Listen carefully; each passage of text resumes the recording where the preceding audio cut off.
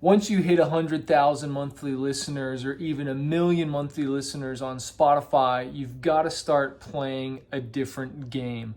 My name's Chris, also known as the Artist Manifest. We have just under 1 million monthly listeners. We hit 1 million earlier this year. We dipped down a little bit, and I'm hoping to go way past that. And I want to share some things that I've learned on how we hit it, why artists are stuck, and how you can hit it. And one thing you got to realize is that what got you here won't get you there.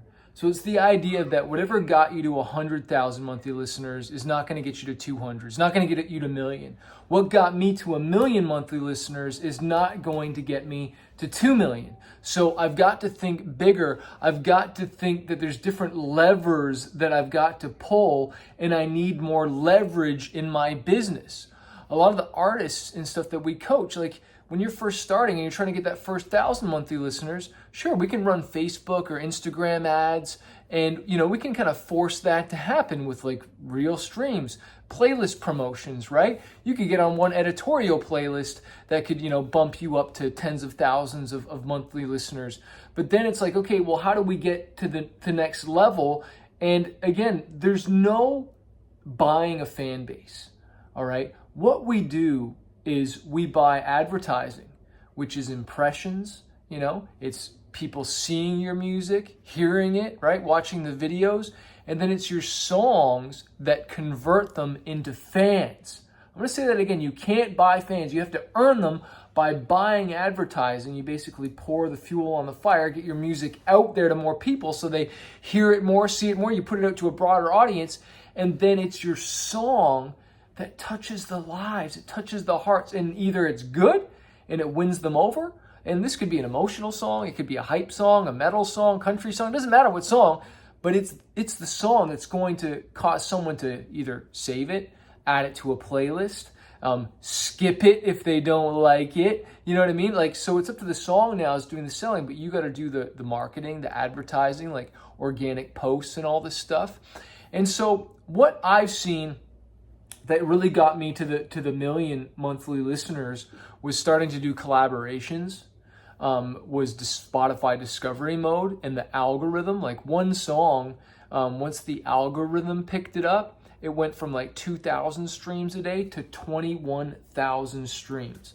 And there is not enough advertising that I could buy on Spotify ads, Facebook ads, Instagram ads, TikTok ads, whatever, that could get me that many streams. So that's Spotify's AI, its algorithm, saying, hey, this song is hot, fans are responding to it, the popularity score is like huge, so we're going to start sharing this to people in the autoplay, we're going to suggest it in Discovery Weekly, people's daily mix, radio, and then you start to get on that algorithm, then it just takes off. And so, sure, one of the things I teach and train is, you running Facebook and Instagram ads or whatever it is to your song, right? And depending on what people's response is, how many saves, playthroughs, adds to playlists, shares, then Spotify will start to share it out. But the problem is, for a lot of you artists, you start, right? And you start promoting it, but you don't promote long enough. You don't promote for a long enough time. Like you think that you can just, make one deposit and you expect to see a harvest the day before. Right? Yet, you go to school for 3 years to get a degree, but you want a music degree after 3 months, and you want a successful career after like 3 months or even 3 weeks of posting, and then or 3 weeks of doing ads, and you're like, this doesn't work. Yet, how many people go to college, university for years, and then finally they get their degree, and then they start getting a job and making money. But you as artists and musicians, you say after, 3 weeks or 3 months, oh, this isn't working, Chris is a scam, doesn't know what he's talking about, right? So you got to think longer term.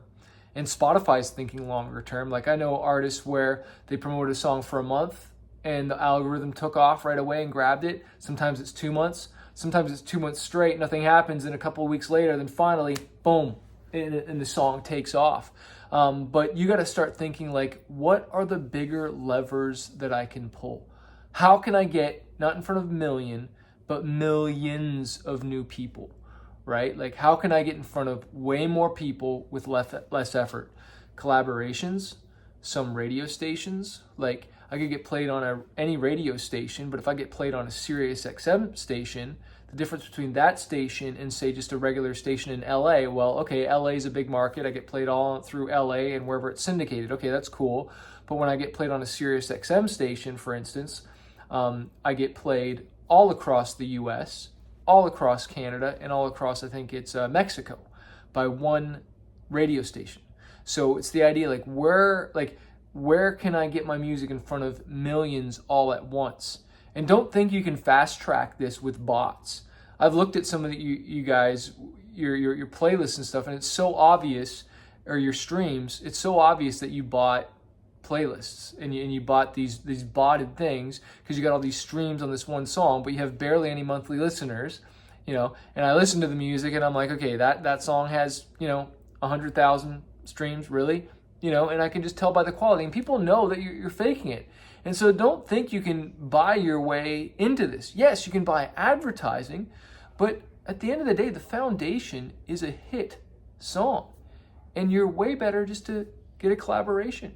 You're way better to get on a bigger tour and be in front of thousands of people a night, right? Buy onto a tour. And what's cool is if you buy onto that tour, and the artist posts about that tour, and all their fans are like, oh, wow, who are the opening acts? And they're like, oh, I'm going to go check them out. And they go and listen to your music on Spotify, right? You bought onto the tour, but yet the impact of that just wasn't you performing in front of them. You tapped into their online audience.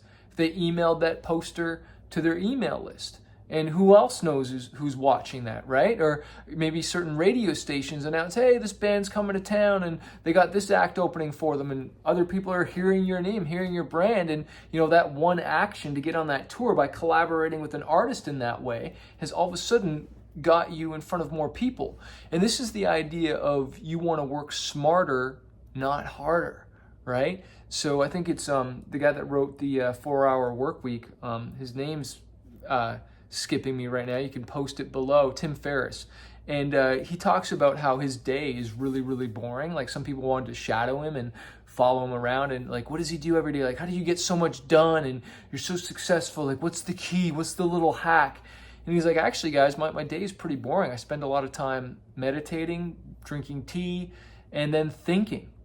And he's thinking like, okay, what's that one thing? If I do that, then all these other things don't even matter. And I want you to ask yourself this question: if I do this one thing, as opposed to having this huge checklist of all these little things, I just want to check them off, just want to post on social media, but like, what's that one thing? If I do this today, that will just explode everything. Or if I can do something that moves me closer to that one thing, because if I open that door, if I get that door open, if I can work with that person, get on their radar, if I get that feature, if I get that opportunity, then boom. So you got to start thinking bigger. Think big. That's the book, right? Think and Grow Rich. And it's so true. Sometimes we just get so busy with this busy work.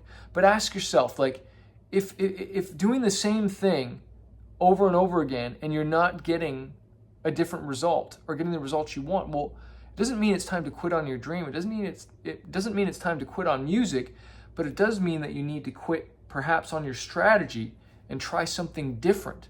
So if you want to become someone you've never been before, like you want to get 100,000 monthly listeners, 1 million monthly listeners, whatever it is, I want 10 million. Well, I got to think, okay, well, what's the biggest lever I can pull? Who do I need to work with? What do I need to do to open that door? Is it a tour? Is it a radio campaign? Is it a viral video on TikTok? Is it a cover song? Like, what lever am I going to pull and focus on that's going to get me that 10x impact? Because what got me to 100,000 is not going to get me to 1 million. What got me to 1 million monthly listeners is not going to get me to 10 million. I've got to have a bigger conversation in my mind, because sure, at the beginning, you can work hard, right, to get it moving. But then you got to stop working harder and start working smarter. If this video has helped you, hit that like, hit that subscribe. We're always releasing new content, and share this with a friend or a fellow musician if it's helped you. Let me know in the comments.